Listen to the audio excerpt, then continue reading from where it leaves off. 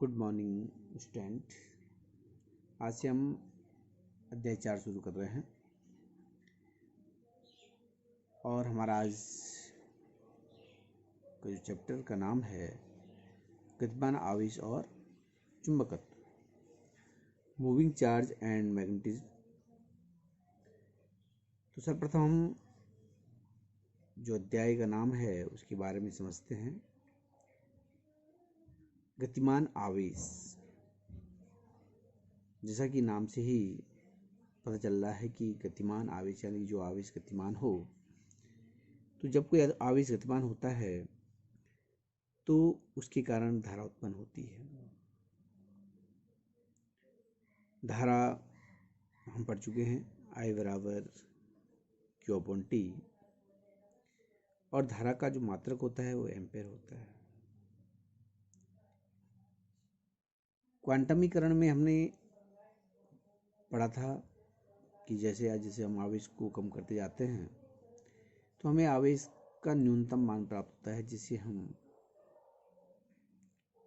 आवेश की मूल इकाई कहते हैं। और इसका जो मान होता है इलेक्ट्रॉन के आवेश 1.6 × 10⁻⁹ कूलाम के बराबर होता है।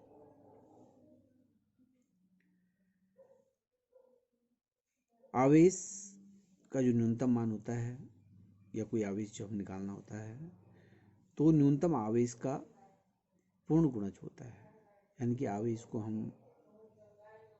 1/2 इस प्रकार से रेशियो के रूप में नहीं ले सकते हैं।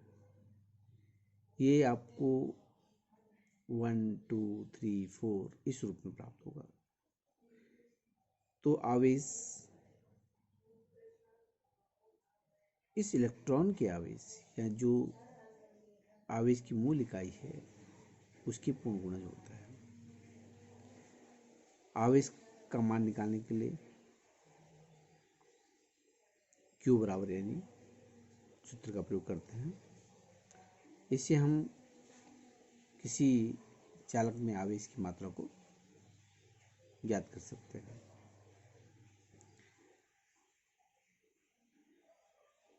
आवेश दो प्रकार के होते हैं, धनात्मक आवेश और ऋणात्मक आवेश।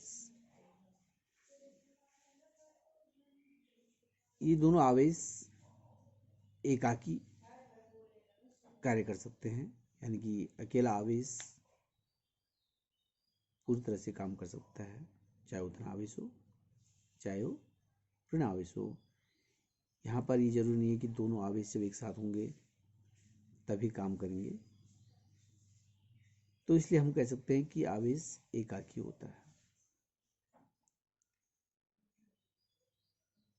दूसरा इस पे है चुंबकत्व। चुंबकत्व चुंबक के गुणों को प्रदर्शित करता है।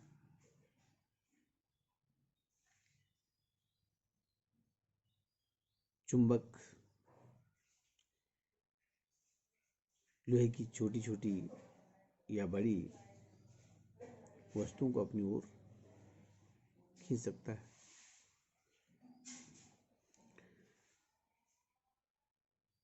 चुंबक एकाकी नहीं होता है,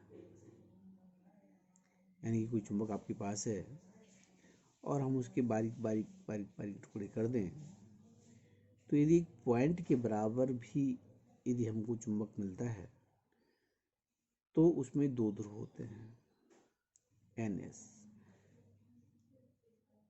तो हम उन ध्रुवों को अलग नहीं कर सकते हैं। जो उत्तर दक्षिण ध्रुव होते हैं चुंबक पे, उनको अलग नहीं किया जा सकता। चाहे हम कितना भी छोटा कण चुंबक का प्राप्त कर ले तो उसमें भी आपके पास ये दोनों पोल, दोनों ध्रुव होंगे। तो हम इस आधार पर कह सकते हैं कि जो चुंबक होता है वो एकाकी नहीं होता है, उसमें एक ध्रुव का कोई अस्तित्व नहीं है, क्योंकि एक ध्रुव हो ही नहीं सकता। दोनों ध्रुव क्या होते हैं, साथ साथ होते हैं। किसी चुंबक को यदि हम धागे से बांध करके उसको स्वतंत्रतापूर्वक लटका दें तो वो हमेशा उत्तर दक्षिण दिशा में ही ठहरता है।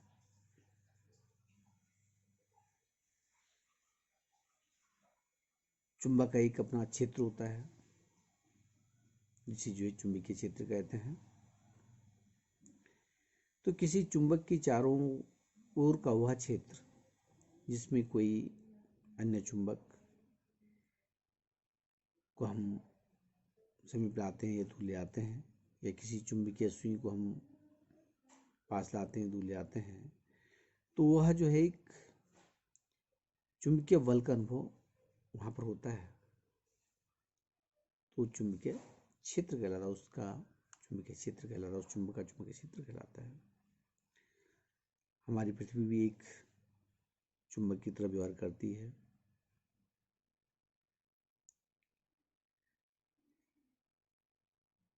चुंबक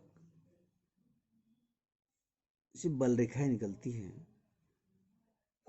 ये बल रेखाएं नॉर्थ से साउथ की ओर चलती हैं, जबकि चुंबक के अंदर जो बल रेखाएं होती हैं ये साउथ से नॉर्थ की ओर चलती हैं।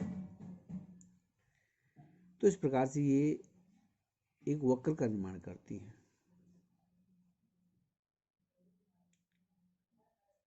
इसको हम लिख लेते हैं गतिमान आवेश और चुंबकत्व। चुंबकीय क्षेत्र की संकल्पना। किसी चुंबक के चारों तरफ का वह क्षेत्र जिसमें किसी चुंबकीय सुई को लाने पर या किसी चुंबक को दूर ले जाने पर चुंबकीय बल का अनुभव होता है, चुंबकीय क्षेत्र कहलाता है। हमारी पृथ्वी भी एक चुंबक की तरह व्यवहार करती है। यही कारण है कि जब हम किसी स्थान पर चुंबकीय सुई को स्वतंत्रतापूर्वक लटकाते हैं तो वह सदैव उत्तर व दक्षिण दिशा में आकर ठहरती है। सुई का उत्तरी ध्रुव पृथ्वी के उत्तरी ध्रुव की ओर तथा सुई का दक्षिण ध्रुव पृथ्वी के दक्षिण ध्रुव की ओर होता है। इससे स्पष्ट है कि किसी स्थान पर पृथ्वी की चुंबकीय क्षेत्र की जो दिशा होती है दक्षिण से उत्तर की ओर होती है।